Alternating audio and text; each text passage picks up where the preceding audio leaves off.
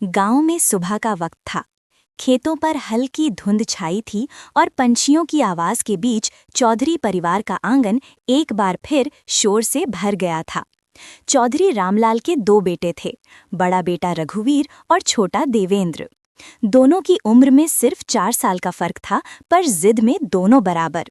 रामलाल ने अपनी पूरी जिंदगी खेतों में गुजारी थी और अब जब बुढ़ापा आया तो उसे सबसे ज्यादा डर अपने बेटों की आपसी दूरी का था। रघुवीर जिम्मेदार था, पर थोड़ा अक्खड़ स्वभाव का। गांव में उसकी बात लोग मानते थे। देवेंद्र थोड़ा नर्म दिल पर गुस्से वाला था। माँ सीता देवी दोनों बेटों को बराबर प्यार करती थीं, पर जब कभी दोनों में झगड़ा होता तो पूरा घर 2 हिस्सों में बंट जाता। उस दिन भी कुछ ऐसा ही हुआ। बात बस इतनी थी कि किस खेत में हल पहले चलेगा, पर वही बात इतनी बढ़ गई कि दोनों ने एक दूसरे से मुंह मोड़ लिया। रघुवीर बोला, छोटे, अब बहुत हो गया, अब बंटवारा ही कर लो। माँ का दिल कांप गया। बेटा, ये क्या कह रहा है, बाप की जमीन का बंटवारा करोगे? रघुवीर बोला, माँ, जब एक खेत के लिए रोज झगड़ा हो रहा है तो क्यों ना हिस्से साफ कर लिए जाएं? देवेंद्र ने भी पलटकर कहा, हाँ माँ, मैं भी अब अलग रह लूंगा, भाई की बात ही सही। रामलाल चौपाल से लौटे तो सन रह गए। अरे मेरे जीते जी ये कैसी बातें! उन्होंने गुस्से में डांट लगाई। बेटा, जमीन का बंटवारा करना आसान है, पर दिल का बंटवारा नहीं होता। मगर रघुवीर की आंखों में जिद थी। उसने कहा, बाबूजी, मैं सिर्फ अपना हक मांग रहा हूँ। देवेंद्र भी पीछे नहीं हटा। उसने कहा, मैं भी वही चाहता हूँ जो मेरा है। गांव के बुजुर्ग जुट गए, पंचायत बुलाई गई। प्रधान बोले, रामलाल जी, अब मामला शांत नहीं होगा, अच्छा होगा आप ही फैसला कर दीजिए। रामलाल ने सिर झुका लिया। उन्होंने मिट्टी की लकीर खींची और कहा, लो बेटा, ये रही वो रेखा जो तुम दोनों को अलग करती है। दोनों भाई उस रेखा को देख रहे थे जैसे कोई दीवार खड़ी हो गई हो। रघुवीर ने अपने हिस्से के खेत पर हल चलाना शुरू किया और देवेंद्र ने अपने हिस्से की झोपड़ी ठीक करने लगा। माँ चौखट पर बैठी दोनों को देखती रही। उसकी आंखों से आंसू बहते रहे, लेकिन किसी ने ध्यान नहीं दिया। दिन बीतने लगे। अब घर में साथ खाना नहीं बनता था। माँ दोनों के बीच दौड़ती रहती, कभी रघुवीर के लिए रोटी लेकर जाती तो कभी देवेंद्र के लिए दूध। दोनों बेटे अब भी माँ को माँ कहते थे, पर उस आवाज में पहले जैसी मिठास नहीं थी। एक शाम देवेंद्र खेत से लौटकर आया तो देखा माँ उसके हिस्से की मिट्टी में बैठी कुछ खोद रही थीं। उसने पूछा, माँ, क्या कर रही हो? माँ बोली, मैं वो बीज ढूंढ रही हूँ जो तुम्हारे बापू ने बोए थे। शायद अब वो उगे तो इस घर में फिर से शांति आ जाए। देवेंद्र कुछ नहीं बोला, बस चुपचाप वहां से चला गया। गांव में अब सबको मालूम था कि चौधरी के घर में भाई की जिद चल रही है। लोग बातें करने लगे, देखो, रामलाल के बेटे तो अब दुश्मन बन गए। कोई कहता बड़े वाले ने गलत किया, कोई कहता छोटे को भी अकल नहीं। लेकिन सच ये था कि दोनों की गलती एक जैसी थी। जिद ने रिश्ते पर जीत पा ली थी। कुछ महीनों बाद फसल तैयार हुई। दोनों के खेतों में अच्छी पैदावार हुई, पर न माँ खुश थी न रामलाल। दोनों को लगता था जैसे ये फसल बरसों की मेहनत का नहीं, बल्कि रिश्तों के टूटने का परिणाम है। एक दिन रामलाल बीमार पड़ गए। डॉक्टर ने कहा, अब ज्यादा वक्त नहीं। माँ ने दोनों बेटों को बुलाया। दोनों अलग अलग ओर से आए, पर आंखें झुकी हुई थीं। रामलाल ने कहा, बेटा, मरने से पहले मैं सिर्फ एक चीज चाहता हूँ, तुम दोनों उस रेखा को मिटा दो। रघुवीर ने कुछ नहीं कहा। देवेंद्र ने भी चुप्पी साध ली। कुछ पल बाद रघुवीर बोला, बाबूजी, अब देर हो गई है। रामलाल की आंखें भर आईं। उन्होंने कहा, बेटा, देर तब होती है जब दिल मर जाए, और मैं जानता हूँ तुम दोनों के दिल अभी जिंदा हैं। माँ ने हाथ जोड़ लिए। बेटा, रेखा मिटा दो, ये घर 2 हिस्सों में नहीं, एक में ही अच्छा लगता है। रात बीत गई। सुबह जब गांव वाले उठे तो देखा कि रामलाल अब नहीं रहे। उनके चेहरे पर शांति थी, जैसे कोई अधूरी इच्छा लिए चले गए हों। दोनों बेटों ने एक साथ अर्थी उठाई, लेकिन आंखें एक दूसरे से मिलने को तैयार नहीं थीं। शव यात्रा के बाद जब सब चले गए तो माँ अकेली चौखट पर बैठी थी। उसने देखा वो मिट्टी की रेखा अब भी वैसी ही थी जैसे कल खींची गई थी। उसने अपनी झाड़ू उठाई और उस रेखा पर पानी डाल दिया। मिट्टी बहने लगी। माँ ने कहा, अब कोई रेखा नहीं रहेगी मेरे घर में। रघुवीर और देवेंद्र दोनों वहीं आ खड़े हुए। कुछ पल की खामोशी के बाद रघुवीर बोला, माँ आप गलत कर रही हैं, ये मेरा हिस्सा था। देवेंद्र बोला, माँ और ये मेरा। माँ ने दोनों के हाथ पकड़ लिए और कहा, ये तुम्हारा हिस्सा नहीं, तुम्हारे बाप की मिट्टी है, इसे बांटकर तुम कभी चैन से नहीं रह पाओगे। दोनों भाई चुप थे, लेकिन जिद अब भी बाकी थी। माँ की आंखें कह रही थी कि कहानी यहीं खत्म नहीं हुई, और वाकई नहीं हुई, क्योंकि अगले हिस्से में वही भाई की जिद एक ऐसी दिशा लेगी जहां जमीन की रेखा नहीं, दिल की दरारें बन जाएंगी। रामलाल की मौत के बाद चौधरी परिवार जैसे खामोशी में डूब गया था। पहले जहां आंगन में हंसी की आवाजें गूंजती थीं, अब वहां सन्नाटा था। माँ सीता देवी दिन भर पूजा के कमरे में बैठी रहती और दोनों बेटे अपने अपने हिस्से के खेतों में काम करते। गांव वाले कहते थे, रामलाल गया पर उसका घर भी साथ चला गया। सच ये था कि अब वो घर जो पहले एक था, 2 टुकड़ों में बंट चुका था। रघुवीर सुबह जल्दी उठकर अपने खेत की मेड़ पर जाता, हल चलाता और मजदूरों को आदेश देता।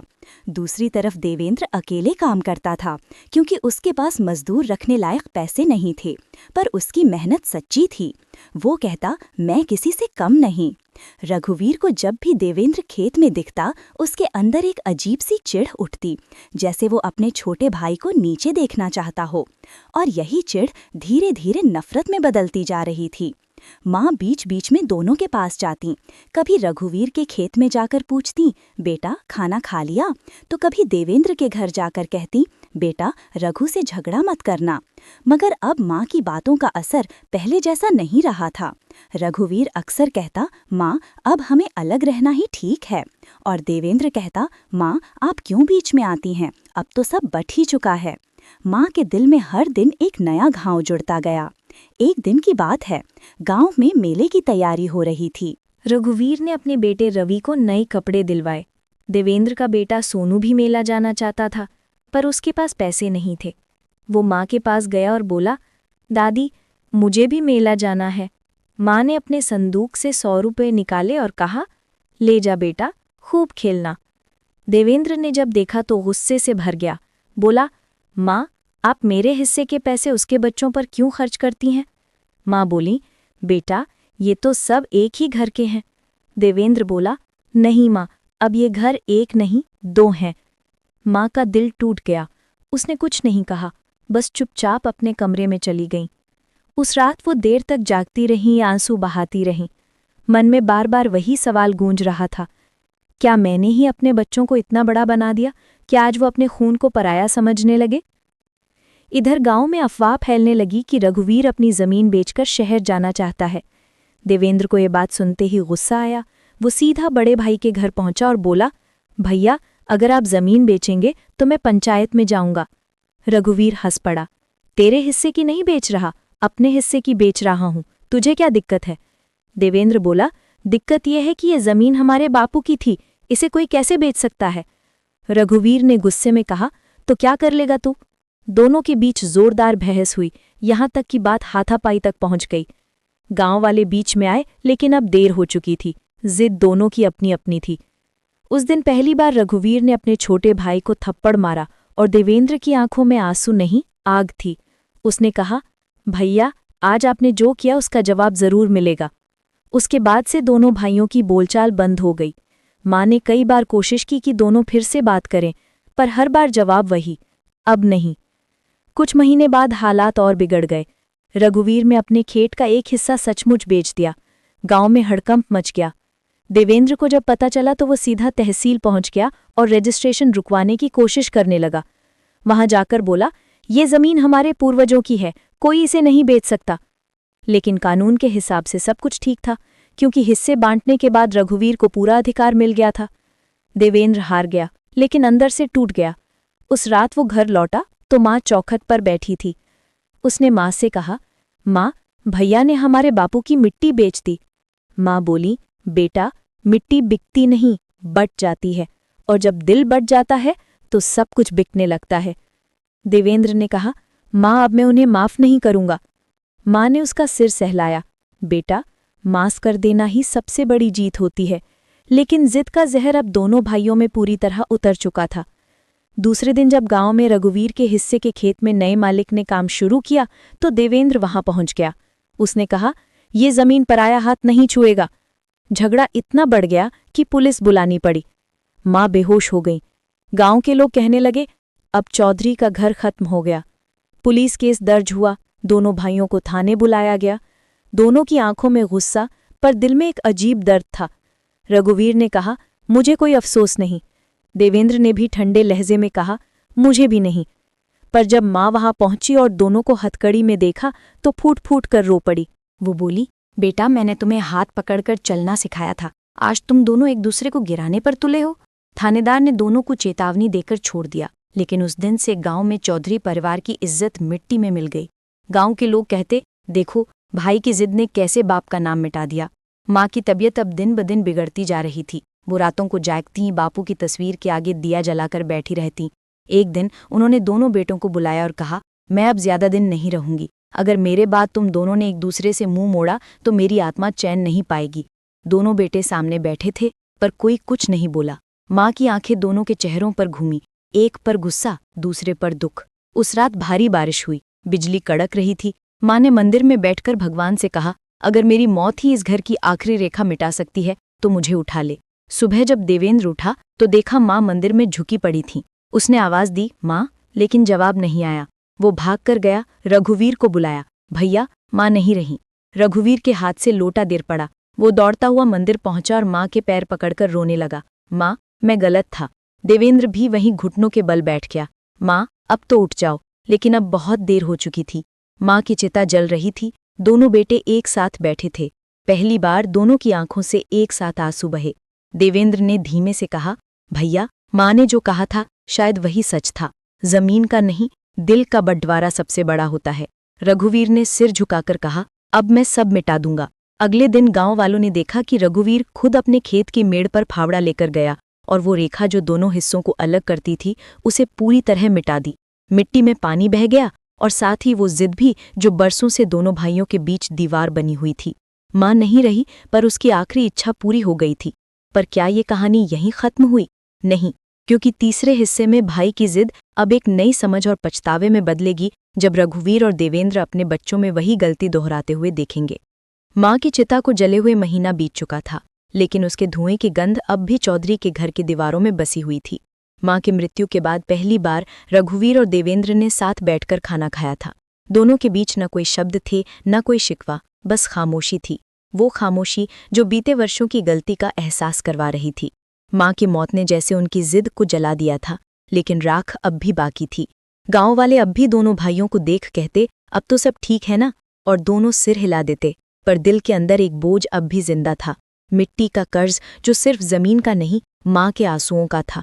रघुवीर अब बूढ़ा हो चला था, उसके बाल सफेद हो चुके थे, पर माथे की सलवटें अब भी वही पुरानी जिद की गवाही दे रही थीं। देवेंद्र ने अपनी मेहनत से खेत संभाल लिए थे और दोनों के बच्चे अब जवान हो चुके थे। रघुवीर का बेटा रवि शहर में पढ़कर लौटा था और देवेंद्र का बेटा सोनू अब गांव के खेतों को चलाता था। दोनों बच्चे शुरू में साथ खेलते थे, लेकिन धीरे धीरे वही पुरानी दीवार फिर उभरने लगी। एक दिन रवि ने कहा, पापा, आप गांव में क्या रखा है? चलिए ये खेत बेचकर शहर में मकान लेते हैं। रघुवीर ने पहले कुछ नहीं कहा, फिर बोला, बेटा, ये खेत सिर्फ जमीन नहीं, तेरे दादा की सांसें हैं। रवि हंसकर बोला, पापा, जमीन से ज्यादा जरूरी जिंदगी है। देवेंद्र ने ये बात सुनी तो गुस्से में भर गया। वो बोला, रघु भैया, आप अपने बेटे को समझाइए, ये जमीन बिकने नहीं दूंगा। रघुवीर ने कहा, देव, अब मैं वैसा नहीं रहा जैसा पहले था, पर बेटे की जिद तो वही है जो कभी मेरी थी। देवेंद्र ने कहा, और क्या अब वो जिद फिर से इस मिट्टी को बांटेगी? धीरे धीरे वही पुराना माहौल लौट आया। रवि और सोनू के बीच खेत की मेड़ को लेकर झगड़े होने लगे। एक दिन रवि ने ट्रैक्टर चलाकर मेड़ पर से रास्ता बना दिया। सोनू ने विरोध किया तो दोनों में लड़ाई हो गई। गांव वाले दौड़कर आए और सबको वही चौधरी परिवार की पुरानी कहानी याद आ गई। रघुवीर और देवेंद्र दोनों बीच में पहुंचे, पर अब बेटे वही गलती दोहराने पर तुले थे। रवि चिल्लाया, ये खेत मेरा है।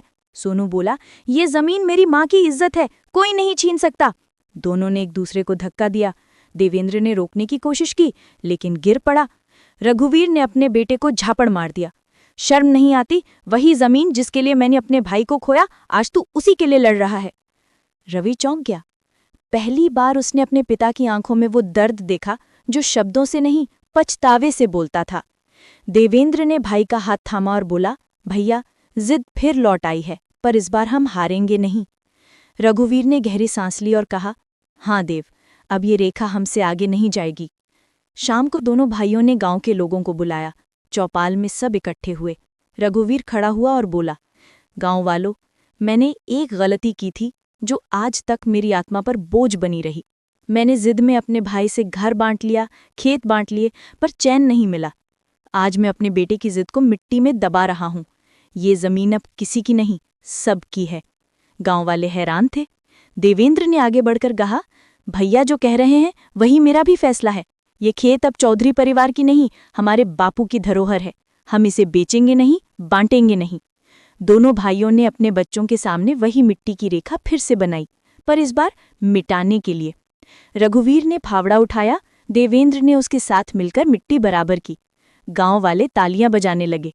माँ की तस्वीर चौखट पर टंगी थी और ऐसा लगा जैसे उसकी मुस्कान लौट आई हो। उस रात दोनों भाई आंगन में बैठे थे। आसमान में तारे चमक रहे थे। देवेंद्र ने कहा, भैया, याद है जब माँ ने कहा था, मिट्टी बिकती नहीं, बट जाती है। रघुवीर ने सिर हिलाया और कहा, हाँ देव, और जब दिल बंटता है तो मिट्टी भी रोती है। दोनों की आंखें भर आईं। रवि और सोनू भी वहीं आकर बैठे। रघुवीर ने अपने बेटे का कंधा पकड़ा। बेटा, जमीन की कीमत रुपयों से नहीं, रिश्तों से होती है। इसे बांटने वाले कभी अमीर नहीं बनते।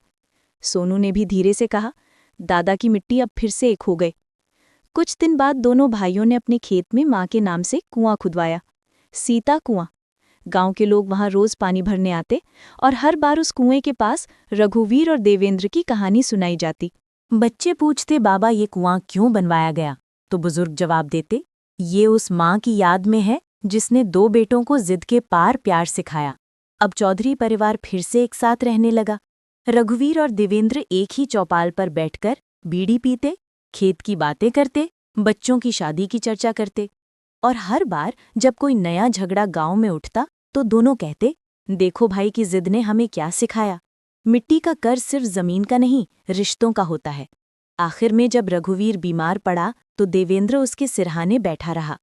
रघुवीर ने मुस्कुराकर कहा, देव, अब चैन है। माँ की आखिरी इच्छा हमने पूरी कर दी। देवेंद्र ने आंसू पोंछे और बोला, भैया, अब ये मिट्टी हमें अलग नहीं करेगी। सुबह जब सूरज उगा तो रघुवीर हमेशा के लिए सो गया। पर इस बार ना कोई झगड़ा हुआ, ना कोई रेखा खिंची, सिर्फ मिट्टी थी, शांत, ठंडी और एक। गांव वालों ने कहा, अब चौधरी के घर में फिर से शांति लौट आई। देवेंद्र ने आकाश की ओर देखा और उसकी आंखों से आंसू बह निकले। माँ, अब तेरी मिट्टी का कर्ज चुका दिया। और इसी तरह भाई की जिद की कहानी खत्म हुई। एक ऐसी कहानी जो सिखाती है कि जमीन का हिस्सा कभी इतना बड़ा नहीं होता जितना दिल का हिस्सा होता है।